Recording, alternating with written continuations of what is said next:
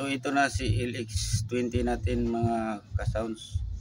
So tanggalin na rin natin to dahil linisin natin. So makikita natin mga ka-sounds, daming alikabok, yan o. Grabe. Dahil sa tagal na hindi na ito nagamit. So linisin natin, buksan natin ito. Tingnan natin sa loob.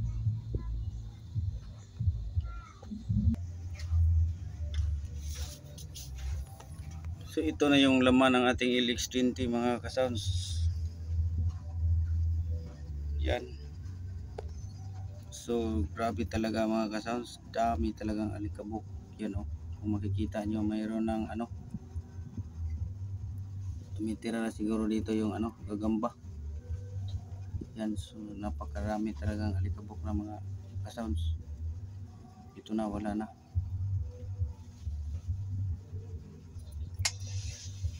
Sayang.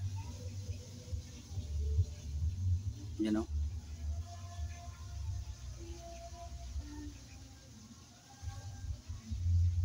So, ito mga ka-sounds, itong LX20 natin is LX20. Yan yung ano niya, power supply, yung transformer niya. Yan.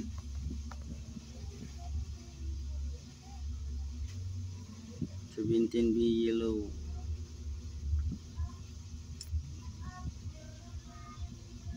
So 20 volts, 57 red. So ito yung ano natin, power amp. So kawawa na yung ano natin mga ka-sounds. Grabe, sobrang dumi na talaga niya. Ito yung power supply niya mga ka-sounds, 4 na piraso. Yan.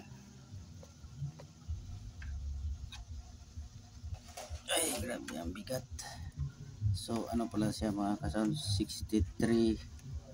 Yan, 63 volts, 15,000 microfarad. So 4 na piraso. Yan yung ano niya, transformer, sobrang laki.